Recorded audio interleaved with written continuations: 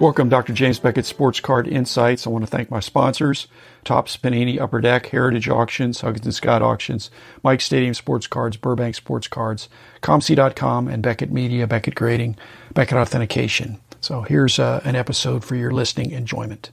Ray, welcome. I know you as a vintage football guy. Is that pretty accurate? Baseball, too. But everybody was doing baseball back in the day. You were one of the few guys doing football, I thought. Yeah, I have a string of Topps and Bowman sets from 54 through the early 70s. Really, I did baseball, but I was one of the few at the time that did football. They were easier to come by and not as expensive. Cheaper, that's for sure. And there are less of them. The demand was really low, but supply was really low too. Now they're more in demand, but yeah. Back in the early shows, they didn't bring football cards, and you had to check Sports Collectors Digest. Back when it took a week to read it, it was so thick before the internet. And Gervis and I, back in those days, were buying collections. Were you doing that too?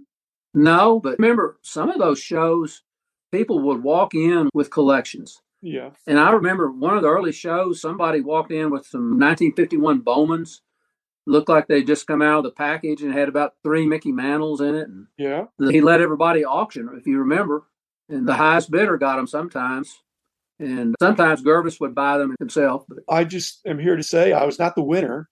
A lot that, looking back, that would have been nice. And they went for not that much. It would have been hundreds of dollars. I don't know that it would have been thousands of dollars. I think it was $200 or $300, and no telling what it's worth today. Yeah. And you didn't see very many 52 Topps walk in like that or anything along that line. But the Bowmans were there at that time. You think the average guy in those early shows in the mid 70s, 74, 75, 76, brought a couple $100 with him? Yeah, I do. But if there was a collection that was like $1,000, I don't know what would have happened. Maybe Gervis was enough older than me, was into his career, but he was building his business. I don't think he had a lot of extra cash. How about you? Were you already doing well in your career at that point, or where were you? I just out of college too, and I'd set money aside to buy cards. Okay. And I remember one time I had a Sports Collectors Digest for the complete run of high number 1962 Topps baseball. I think I paid $32 for them. And boy, they were like they just came out of the package. And you couldn't touch one card, like that today. Were you buying mainly off your want list? You were trying to complete the sets? I did. I was working to complete sets. And what's funny, I've got 4 grandsons now, and I'll buy them a Topps set every year, each one of them. But they go to the card shops and buy these paninis that have like numbers on them. That's the way kids do it now. They don't even care about a complete set. Were you a big pack opener when you were a kid? Oh, yes. Because I did a lot of trading when I was a kid. I bought packs here and there, and I don't know how I got so many cards because I never had very much money. But I never remember buying a whole box. A few times. You could buy a Topps box. I think it had 20 packs in them, and they were a nickel a pack for $1 or $2. 24. It was 24. Yeah. Why did my parents not give me $1.20 instead of a dime? Yeah. That's right. I won't say there's no justice because there really is justice, but I got more than I deserved, I'm sure. But back in the day, I felt deprived. Yeah. So you just retired. Are you spending more time on collecting, or are you just kicking back and relaxing? I got 4 grandsons, and I got them all playing baseball. And I love taking them to their games and their practices and so forth. Here lately, I haven't been buying as many cards. I've been more into autographs, and I have a lot of baseball and football programs and items like that. What do you think about the ticket stubs? Stubs have come on strong lately. Is that you know what? I have a bunch of those from the Cotton Bowl Classic.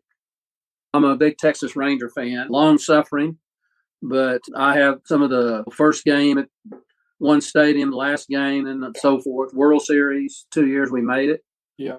And back in the early 80s, I was fortunate enough to go down to those games in the Astrodome when the Astros were playing the Phillies. And I think they still show Game 4 on ESPN or MLB Network, when the greatest games ever played. That Game 4 was really wild, and extra innings, and it's still talked about today. Yes.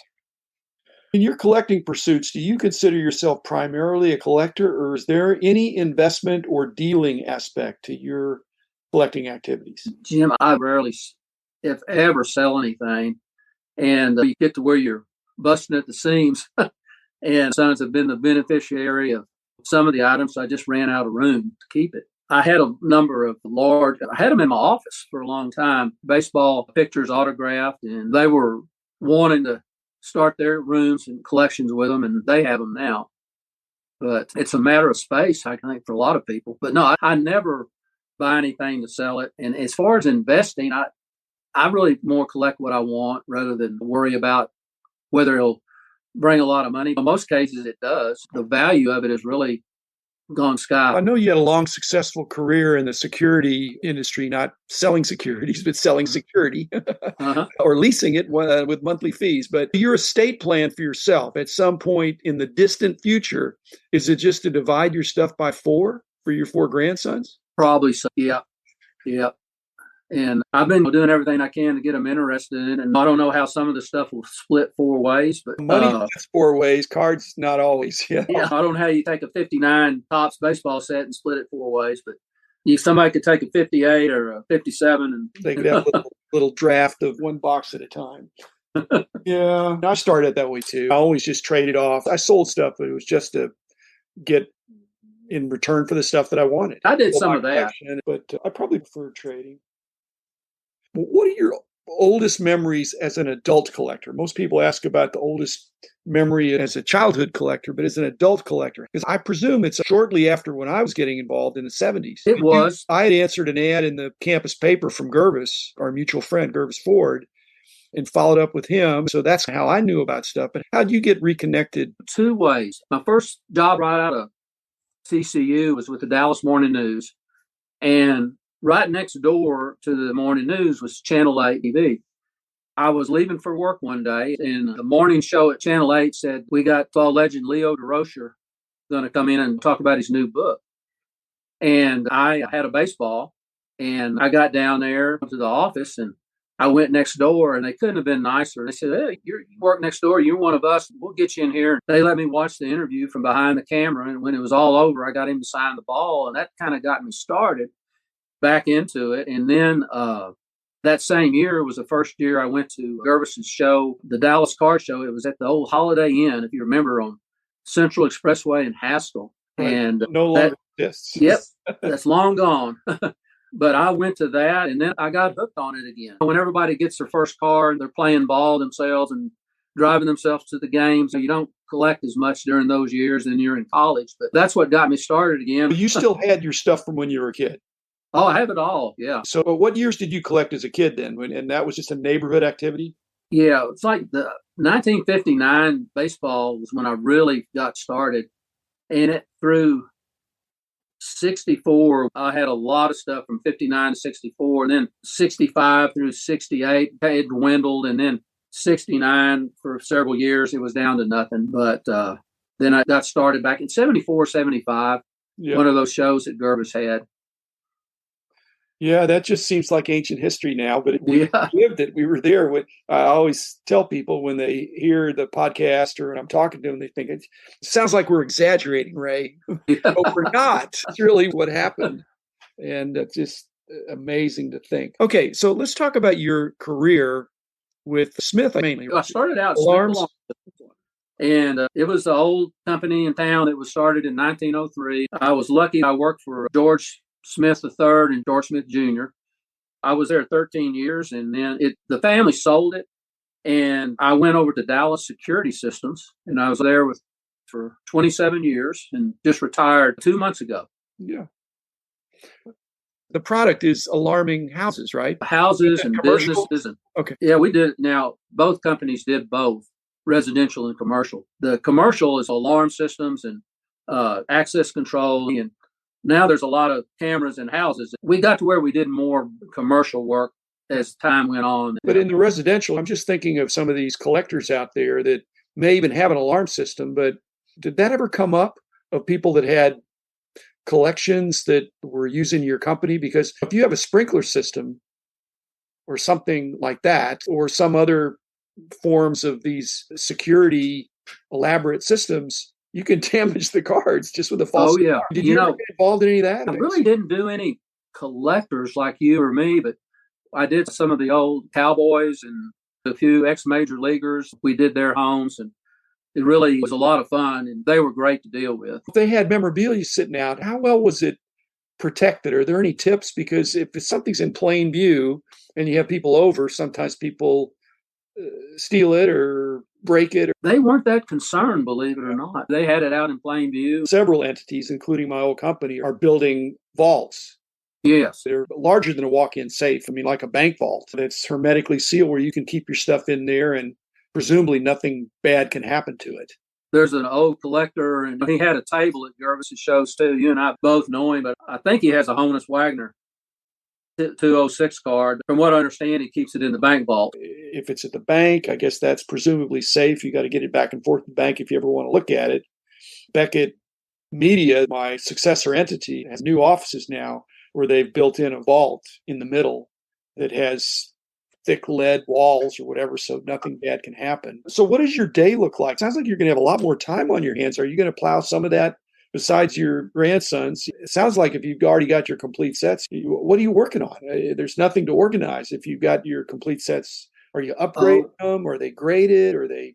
No, you know what? I've never really gotten anything graded. I just hadn't done it. This room I'm sitting in, I need to do a little more decorating. And when we first moved in here, our two daughters were small, and this was our game room, and they got out of college, got married, and so forth. And I converted into a man cave up here. There's some more decorating I need to do myself. And then I've got a couple of closets semi-organized, but I need to go through them and get them better organized and so forth. I've got albums of, most of them are 8x10 autographs, football and baseball. Some of these younger guys don't write very legible. And I was going to make sure I could label those better where I know who they are. Down the line, I want to make sure the grandkids know who they are and so forth. How much of those did you get them personally signed in your presence as opposed to mailing away? Were most of them when you were waiting in line or met somebody? Gosh, probably, at least half of them in person, at least. I was fortunate. I was on the radio a number of years, did sports trivia. That's right, yeah. And I was good friends with Bobby Braden, who, thanks to Bobby, he got me on the show. We were on for 15 years doing trivia. Yes. And I was also on KRLD, but the main part I was on was with Bobby on WBAP. And back in the day, Bobby would put on the old timers game for the Rangers, and the old players loved him. And he got everybody that was anybody to come to those. One time I said, Bobby, you need any help for picking them up the airport? And he knew what I was up to. And he let me do that for 4 or 5 years, as long as it lasted. We picked up all the legends. Everybody you could imagine came in, and they were all willing to sign for it. They knew we were volunteers. Bobby donated money to charity from the whole thing. They knew we were there helping. Most of them were very courteous, glad to sign and so forth. I know you to be a pretty polite guy, so I'm just wondering what tips you would have for collectors now if they were giving a Hall of Famer or somebody a ride back from the airport. What's the maximum number of items you could get the celebrity to sign? Would you offer 1 or 2? I think sometimes people just give them a big stack. No, I just do 1 or 2. 1 or 2? 1 or 2. I picked up Joe DiMaggio 4 or 5 years in a row. I always called him Mr. I was Ray, him. But he knew me every year. He'd be looking for me at the airport. And I never would take advantage of him. It was 1 or 2 items a year. He was super nice. And Hank Aaron, Willie Mays, Eddie Matthews, just the whole group of them. I tell people about it, and they can't believe it. Yeah, you had the opportunity to do that. Some of those guys that you've mentioned are not notorious. They're famous, but they don't warm up that easily. No. They're wary and cautious. So if you put them at ease, then that's to your credit, because they always have people hitting on them. Most of them, they'd want to personalize it, but if you said no, then they'd get leery of it, that you were going to sell it.